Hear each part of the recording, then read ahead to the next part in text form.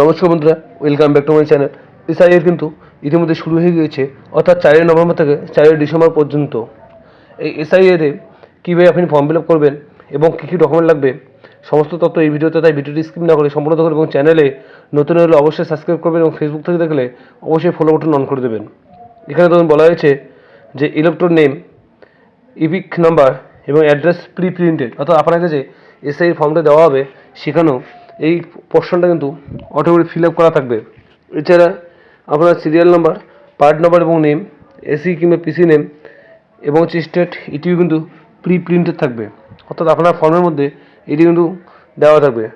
এরপরে আপনার সেই এসআইয়ের ফর্মে একটি কিন্তু কিউআর কোড দেওয়া থাকবে।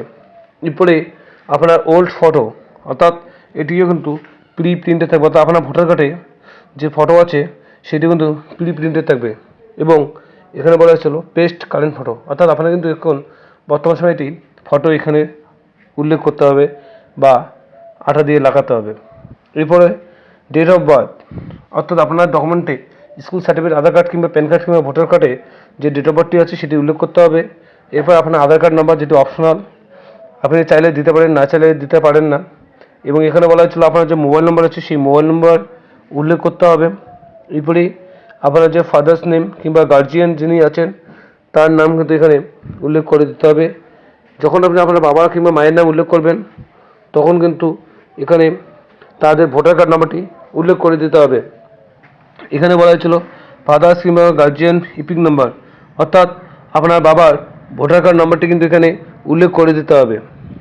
এরপরে আপনার মায়ের নাম, অর্থাৎ আপনার যে মা আছেন তার কিন্তু নাম উল্লেখ করতে হবে। এখানে যে মায়ের নাম আছে সেই মায়ের নাম কিন্তু এখানে দিয়ে দিতে হবে। এরপরে আপনার মায়ের যে নাম দিয়েছেন তার কিন্তু এপিক নাম্বার মানে ভোটার কার্ড নাম্বারটি এখানে বসাতে হবে। এরপর আপনি যদি বিবাহিত হন তাহলে কিন্তু আপনার যে স্পাউস কিংবা স্বামী কিংবা স্ত্রী তার নাম উল্লেখ করতে হবে। আর আপনি যদি বিবাহিত না হন তাহলে কিন্তু এই ঘরটি পূরণ করার দরকার নেই। এখানে দেখুন স্পাউস নেম ইফ অ্যাভেলেবেল, অর্থাৎ যদি আপনি বিবাহিত হন তাহলে কিন্তু দিতে হবে নাম, আর যদি আপনি বিবাহিত না হন তাহলে কিন্তু এখানে নাম দেওয়ার প্রয়োজন নেই। আর যখনই আপনি নাম দেবেন তখন কিন্তু আপনার ইপিক যে নাম্বার আছে স্পাউসের সেই ইপিক নাম্বারটা কিন্তু উল্লেখ করতে হবে। এছাড়া এখানে ইপিক নাম্বার দেওয়ার পরে এখানে ধরুন details of the electoral roll of the last SIR, অর্থাৎ যদি 2002 সালের লাস্ট এসআইআরে যদি আপনার নাম ভোটার লিস্টে থাকে তাহলে আপনাকে এই ঘরটি পূরণ করতে হবে, আর যদি না থাকে তাহলে তার পাশের ঘরটি কিন্তু পূরণ করতে হবে। কিন্তু এখানে কীভাবে পূরণ করবেন, কী কী লিখতে হবে দেখুন। বলা হয়েছিল ইলেকট্রাল নেম, অর্থাৎ 2002 সালের ভোটার লিস্টে আপনার নাম কী আছে সেই নামটি কিন্তু এখানে উল্লেখ করতে হবে।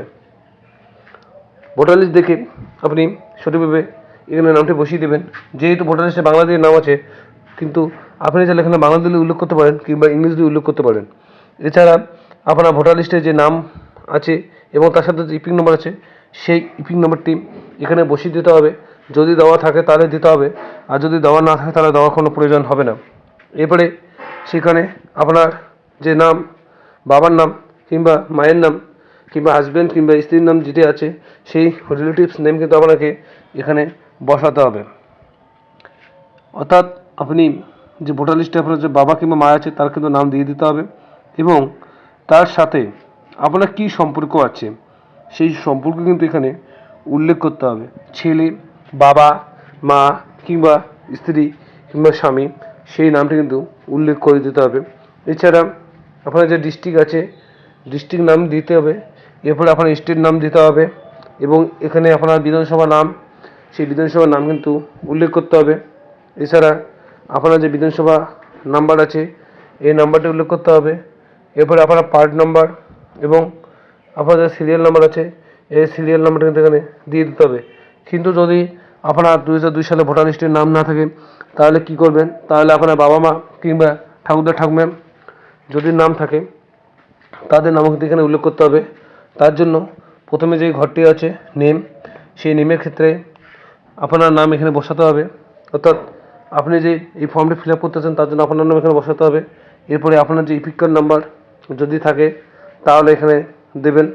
এরপরে আপনার যে রিলেটিভস আছে, অর্থাৎ আপনি যার নাম উল্লেখ করতে চাচ্ছেন ভোটার লিস্টে, আপনার বাবা কিংবা মা কিংবা ঠাকুরদা ঠাকুমা, তাদের নাম কিন্তু এখানে উল্লেখ করতে হবে।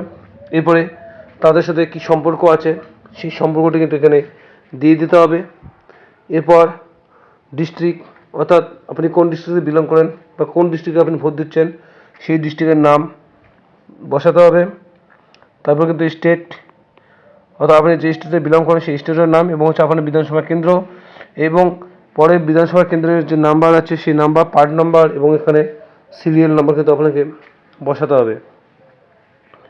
এরপরে আপনাকে এই প্রশ্নটি একটু ভালো করে পড়ে নিতে হবে। এখানে কি বলা হয়েছিল, সেই প্রশ্নটি বলা হয়েছিল যে আপনি যে উপরে যে তথ্যগুলো দিয়েছিলেন সেগুলো ঠিক আছে, কোনোটি ভুল নেই। এছাড়া বলছিল I am answer the making, অর্থাৎ যেগুলো মেকিং করা আছে স্টের মধ্যে হচ্ছে সেগুলো আপনি ফিল আপ করছেন। এরপরে বলা হয়েছিল সিগনেচার কিংবা হচ্ছে লেফট থাম ইমপ্রেশন, অর্থাৎ আপনি সই করতে জানেন তাহলে সই করবেন, কিংবা সিগনেচার যদি না জানেন তাহলে কিন্তু আপনি বা আঙ্গুল যে আছে সেই বা আঙ্গুলের আপনি থাম দিতে পারেন। এরপরে সেই ফর্মে কিন্তু বিএলও সিগনেচার করবে, এক কপি আপনাকে দেবে এবং এক কপি বিএলও সাথে নিয়ে যাবে। আশা করি এই যে ফর্মটি হলো এটি আপনি বুঝতে পেরেছেন। কিন্তু এবার মেন বিষয় হচ্ছে কী কী ডকুমেন্ট লাগবে।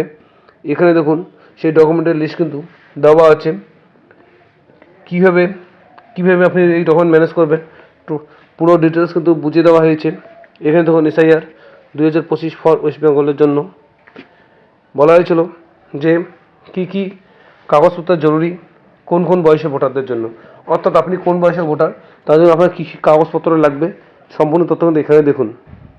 প্রথমে বলা হয়েছিল যে যাদের নাম 2025 ও 2002 সালে ভোটার লিস্টে আছে, অর্থাৎ যাদের নাম 2025-2002 সালে ভোটার লিস্টে আছে তাদের শুধু 2002 সালে ভোটার লিস্টের জেরক্সের পাতা এবং এক কপি রঙিন ছবি লাগবে। অর্থাৎ আপনার নাম 2002 সালের লিস্টে আছে, আপনার কোনো ডকুমেন্ট দিতে হবে না, সেই লিস্টটি জেরক্স করবেন এবং একটি এক কালার ফটো লাগিয়ে দেবেন। এরপরে বলা হয়েছিল যাদের জন্ম তারিখ 1/7/1987 আগে এবং 2002 সালের লিস্টে নাম নেই তাদের ক্ষেত্রে কী লাগবে, অর্থাৎ 1987 সালে আগে আপনার জন্ম হয়েছে কিন্তু 2002 সালে ভোটার লিস্টের নাম নেই, তাহলে কিন্তু আপনি আপনার যে বাবা এবং মায়ের 2002 সালে যে ভোটার লিস্ট আছে তার জেরক্স কিন্তু আপনাকে দিয়ে দিতে হবে। এছাড়া আপনার যে নিজের একটি জরুরি কাগজ, এই জরুরি কাগজ কিন্তু দিতে হবে এবং এক কপি রঙিন ছবি কিন্তু আপনাকে দিয়ে দিতে হবে।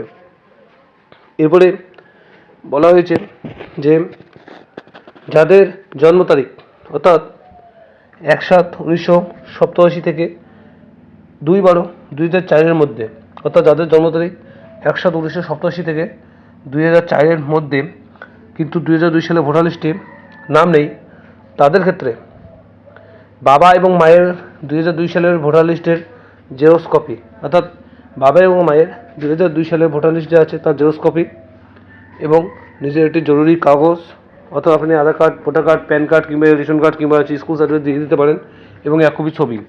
এছাড়া বলা হচ্ছে যাদের জন্ম 2/12/2004 থেকে পরে তাদের মধ্যে বাবা মায়ের 2002 সালে ভোটার লিস্টের জেরক্স কপি, একটা জরুরি কাগজ এবং একটি রঙিন ছবি। কিন্তু যাদের কিচ্ছু নেই তাদের কী কী ডকুমেন্ট লাগবে দেখুন। তাদের বলা হচ্ছে পেনশন আদানের আদেশ, পেনশন যে আছে তার কাগজ, জন্ম সার্টিফিকেট, পাসপোর্ট, স্কুল সার্টিফিকেট, স্থায়ী বাসিন্দা সত্ত্ব, কাস্ট সার্টিফিকেট, এই ডকুমেন্টগুলো কিন্তু তাদের দিয়ে দিতে হবে। অর্থাৎ পাসপোর্ট চেয়েছে, স্কুল সার্টিফিকেট যদি থাকে দেবেন, কিংবা স্থায়ী বাসিন্দার সার্টিফিকেট, কিংবা আপনার যে কাস্ট সার্টিফিকেট অর্থাৎ OBC সার্টিফিকেট, SC কিংবা ST সার্টিফিকেট যদি থাকে তাহলে কিন্তু আপনি সেই কাগজটি দিয়েও কিন্তু ফর্মটি ফিল আপ করে SIR এর নাম তুলতে পারবেন। আশা করি আপনারা এই ভিডিওটি বুঝতে পেরেছেন। যদি ভিডিওটি ভালো লাগে তাহলে অবশ্যই বন্ধুদের মধ্যে শেয়ার করে দেবেন, তাহলে তারাও কিন্তু উপকৃত হবে। এবং এখানে সাবস্ক্রাইব করে পাশে থাকবেন পরবর্তী ভিডিও পাওয়ার জন্য। আপনারা সুস্থ থাকবেন, ভালো থাকবেন, ধন্যবাদ।